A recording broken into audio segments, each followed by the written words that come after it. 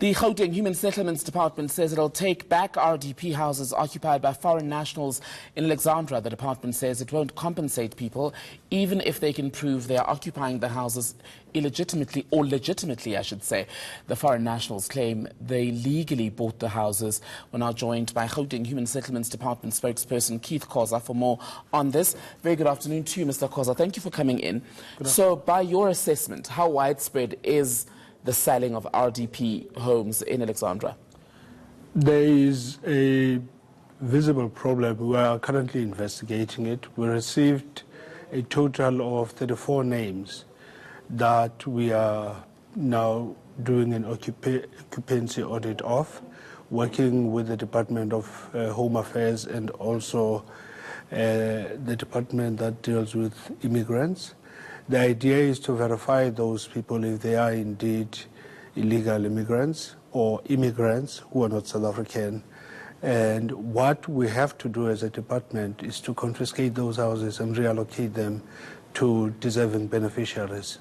But the situation is not unique to Alexandra, is it? Because I remember growing up in the Free State, for example, the government there was battling a very similar problem where the housing list would come up, and every time you'd learn that some of the people who are on a new list had been built a house, but they'd sold it to a foreign national, which then presented a problem for the department. So overall in Gauteng, how big a problem is this for you? It is widespread.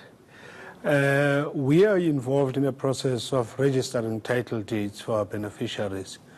One of the key problems is that people who have sold or bought houses illegally are refusing to give us information. They are refusing to give us access, which means that it delays the process of transferring those houses.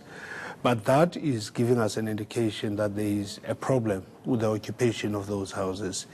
Either the person occupying the house is a South African who did not apply for the house, who invaded the house, or secondly, is that the house was allocated to a deserving South African who sold it to a foreigner or even a South African. Either way, we have a responsibility of applying the law to take over those houses and reallocate them to those that are waiting for allocation of houses.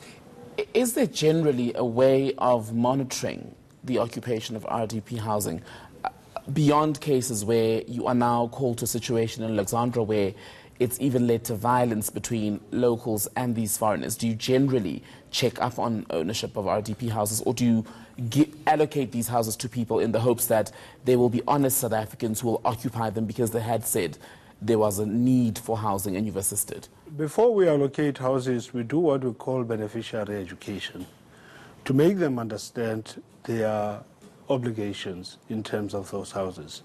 That if we give you a house, you cannot sell it if you haven't stayed in it for less than 8 years.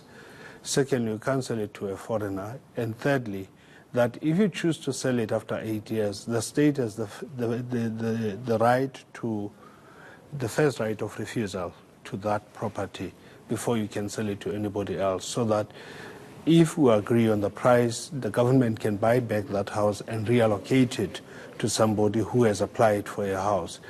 Now, we're sitting with a huge problem where people are doing it nonetheless. So what we have done recently, we have started a process of setting up what we call community forums.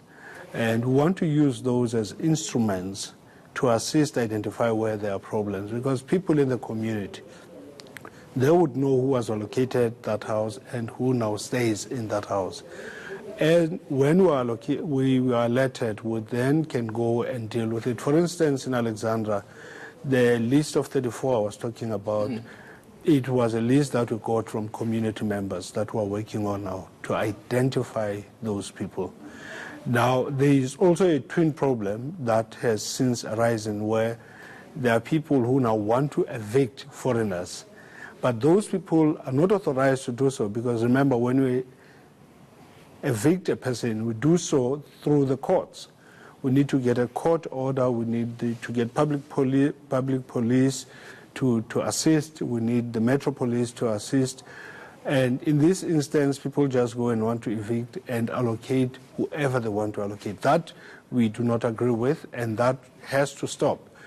even those that have been reallocated illegally are going to be evicted, because we cannot put the law on the side while chaos reigns supreme.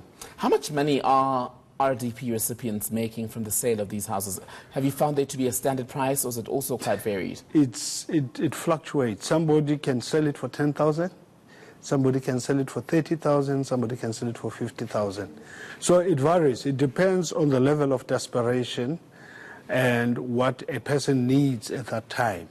They determine the price, and at times you find that people who are buying, they bargain to bring the price down, which is almost next to nothing. So at the time of when the transaction happens, you'd find that a house that cost the department about 116,000 is sold for 10,000 rands. And that excludes the cost of land on which it's built. So it's a problem.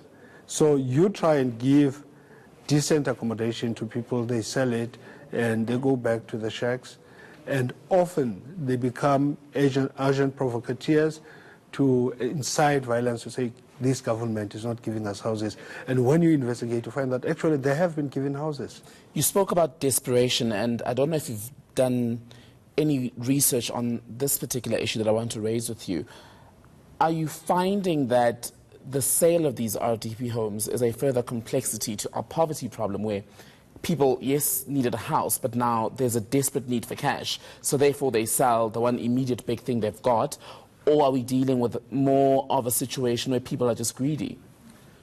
It's because people think, often you find that a person thinks that I can sell it and get back to the queue. Mm-hmm. At times it is not utter desperation, it's because they think they are smart enough to get back to the queue, they will get another house. And there are those who are truly desperate, and some of them have even rented those houses to stay in a shack. They draw a rental from that house, which on its own creates a problem. Because remember, our commitment is to eradicate informal settlements. Now, when people go back to informal settlements, it compounds the problem that we're dealing with. So are they going to be charged when you find those who sold these RDP homes? We will take them and we'll blacklist those people. We will not be allocating houses to them anymore. Is it not time to criminalize the sale of RDP houses? Well, it's an option. We're looking at all these avenues, how to stem the tide of illegal sales, what would discourage people from doing it. We haven't come to a conclusion yet. Remember, we're doing this in conjunction with the National Department, which is really driving the housing policy in its totality. But we can input or sponsor a view to National Department on how we think it's best to deal with this problem. And as far as the Alex situation is concerned, these 30-plus people, how long do you expect that process to take before it reaches its conclusion? Well, at least 15 of the 34 we've now verified they are South Africans, but we're now going to go to the second level of investigation, whether they are deserving beneficiaries, if they had applied, they are on the HSS, and if they were allocated those houses properly or not. If not, we have to take them back. Keith Khoza, thank you so much for your time this afternoon. That was Keith Khoza. He is the spokesperson for the Gauteng Human Settlements Department.